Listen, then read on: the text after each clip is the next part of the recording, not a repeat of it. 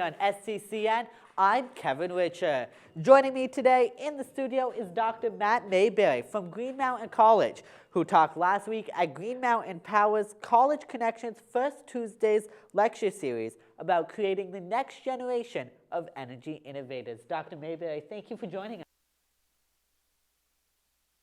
Professor at Green Mountain College, where they do a lot of hands-on projects. In your lecture, you talked about some projects that students did where they made a solar-powered garage and a transportable tiny house all from scratch. What is the process that students had to go through in order to take the ideas that they had into reality? Well, it's quite a process, and it takes a whole semester, and these students are actually taking this as pretty much their only class. So it begins really with understanding the needs of the customer or the user, if you like. So if you've ever heard of design thinking, part of the process is really developing a deep level of empathy with the people that will be using the house or the garage, right? So they understand that. Then they go through a design process. A lot of it's on paper. Some of it's using prototypes. So they build small-scale mock-ups. And then as they come together, it's a very collaborative and consensus-based process. And this is all led by Lucas Brown, who's one of our faculty members. So students really have to come together and agree on what they want these things to look like. And then they go through the process of building it. And of course, in the process of building it, you discover that not everything on paper turned out the way you thought it would. So they have to redo some things. They might have to remake some things, change some of their ideas and adjust and learn along the way, and then they come out with the finished product. Do you know what some of the challenges were that they faced building these and how they troubleshooted them? I don't know specifically on these projects, but in general, what I've heard from projects like this is, it can be anything from the challenges of dealing with constraints. So for example, Otis, which is that transportable house that they built, a very small scale house. How do you get something like that to fit on a trailer and have all the functionality that you want to have on there, right? So there's a lot of dealing with the complexities of that. I heard, as they're machining and learning how to make some of those bent wood pieces, that they had to learn how to do that. They hadn't really ever made anything like that before. So a lot of it's learning as you go along the way. Yeah. So in your lecture, you started out talking about the houses, then you went on to talk about bridging the gap between school and work. One of the ways that you briefly talked about was internships. Do you think internships are a great way for students to have the hands-on experience that they need for when they get out into the job field, and also to help bridge that gap between school and work? Oh, absolutely. An internship is a great way to get out in the working world and experience that environment, which is very different from the classroom. And I see this from both ends. My students have had some great internships over the years, and I hear about those. My own daughter this past year had an internship as well. And it's just a very different world. The environment where you're working with other professionals that have a lot of experience is just a great atmosphere to be in. It's very exciting. And hopefully you've got the kind of internship that gives you responsibility, so you really feel like you're contributing to the business and applying what you've learned in school. And I think that's just such a great feeling that students get when they have that. So one of the things that's really important is to make sure when you line up an internship that it's going to be something that really adds value to the business, but also gives you the kind of experience that you need. Right? You were talking at a Green Mountain Power lecture. The question that I have is, how can companies like Green Mountain Power help to bridge the gap between school and work and get the students the experience they need? Yeah, well, Green Mountain's been a great partner with us, and we have worked with them in several ways. Everything even from just having folks come over and visit our classrooms and talk to our students about career possibilities or share their own career paths with our students. They find that really interesting. We've had job shadowing arrangements with Green Mountain Power where our students go and follow around employees and see what their day is like and what their job responsibilities are like. And then we've also had internships that the students of ours have gone and worked with Green Mountain Power and gotten great experiences in areas like marketing, for example, where they actually help Green Mountain Power publicize some of what they're doing and so forth. It really works best when students are able to fill some of those gaps that companies have where they need that extra help. Now, one thing that you did talk about is colleges partnering together to help students. Like one college from Vermont, one from New York, coming together on a project where students are going to be working with students from other places. I know, like in colleges, students are going to be getting comfortable working with those people, but if they do partner with another college, they're going to be working with different people like they would in the job field. How does that help the students? Well, I think what it does is it brings some of that additional experience to their education that, like you say, they might not get till they're actually in the workplace. So imagine, for example, and there's no plans here in the works, but imagine that some engineering students from a school like University of Vermont perhaps got together with some liberal arts students from a place like Green Mountain College, with some other students maybe that were in a technical school or a community college that were focused more on specific job skills, got together and worked on a project together where they were all held to sort of an outcome together. I think that'd be a great experience, and it would help to expose our students to different ways of thinking about how to apply their knowledge in the workplace in ways that we can't do by ourselves in one school. Now, how are the colleges helping students to get a job once they graduate?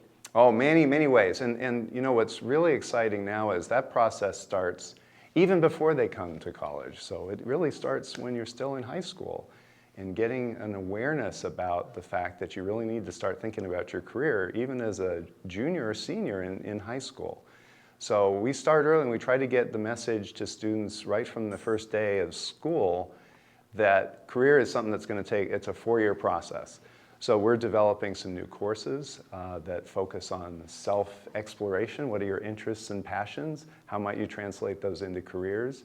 And we follow that up with some additional courses in the sophomore year that help expose students to more specific careers and develop their marketing skills so that they can write really great resumes and cover letters and present themselves really well at networking events.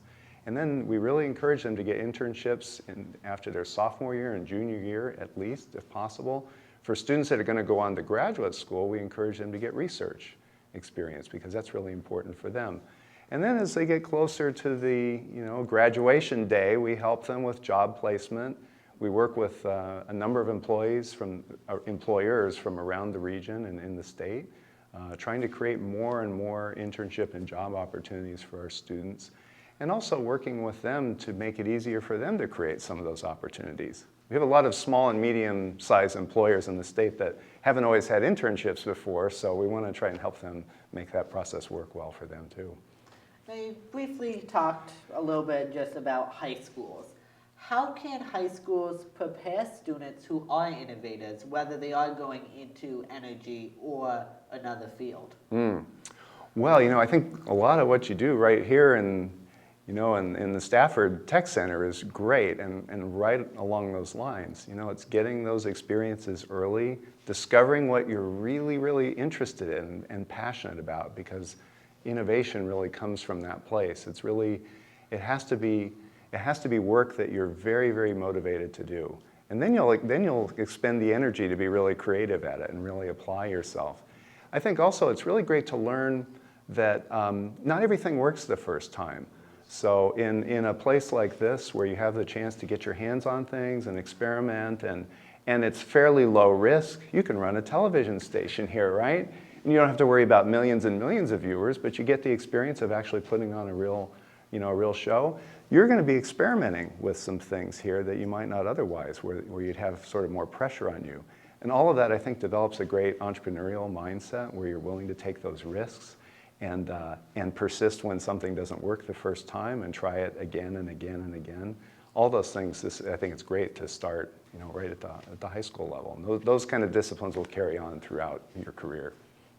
In your lecture, you then moved on to talking about success factors that make up a great innovator. Can you just explain some of those components to us? Well, what I'll do here maybe is break it down into 3 areas. And to make it real simple, I talk about head, heart, and hands. So in college, we often focus mostly on the head part. That's the kind of the knowledge base. And one of the things I talked about in the talk was the idea of a T-shaped person or T-shaped expertise. So the vertical part of the T, that's your deep knowledge in a field, right? The horizontal part of the T is a broader perspective, being able to see across, a variety of disciplines, connect the dots, if you like. So that's really important. In the heart space, innovation really comes from that kind of motivation we were just talking about. So really knowing, really having a clear sense of what are your interests, what are your passions, that's really important. And then finally, the last piece is what I call the hands. And I think that's an area where we can do much, much more. And that's around execution, developing those skills, those hands-on projects where you have to make things work. It's not enough just to have an idea to be an innovator. You actually have to get it to work. And that takes much longer than you might think it would, right? So that's where those kind of projects like the Otis House and the Solar Garage are so valuable. So one component that wasn't on the chart that you had up, but you did talk a little bit about was ethics. In journalism, that was one of the big things that we talked about was ethics. How does ethics play a part in innovators?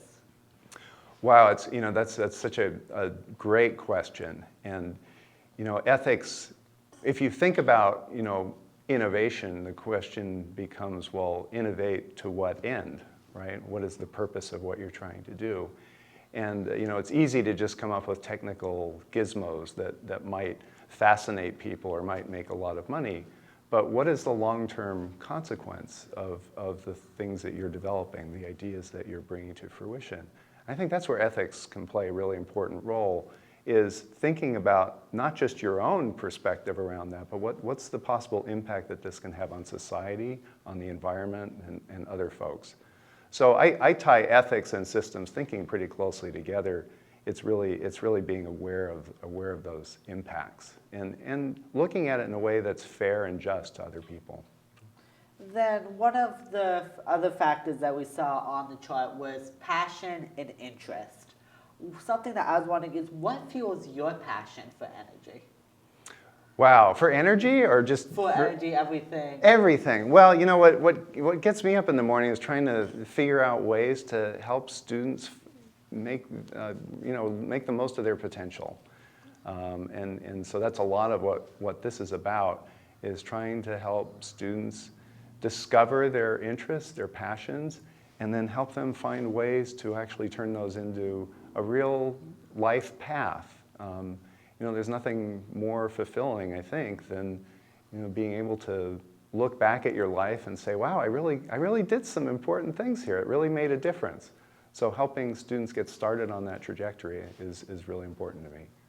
Is there anything else that you want to say to our viewers about energy, about bridging the gap between school and work, anything that you talked about that maybe I didn't touch on from your speech? Well, all I can say is we need lots of innovation. There's a lot of challenges ahead in the energy world, certainly with all the changes that are coming. But even in the broader sense, we're on a finite planet and we're bumping into its limits in a big way. So dealing with that and coming up with sustainable solutions to our many challenges is going to be an important area. So technology is only part of the answer. Having this broader perspective, having all of the ecological, the social, and the financial objectives in mind, all of that's important. So I'd say get out there, get experience, and if you're in high school and watching this, we need all the innovation you can bring to the table. All right, Dr. Mayberry, I want to say thank you again for joining us. It's been a pleasure, Kevin. Thanks. If you can't make it down to Green Mountain Power Energy Innovation Center, you can catch the GMP College Connection's First Tuesdays live every first Tuesday at 5:30 right here on STCN by going to our website, staffordonline.org.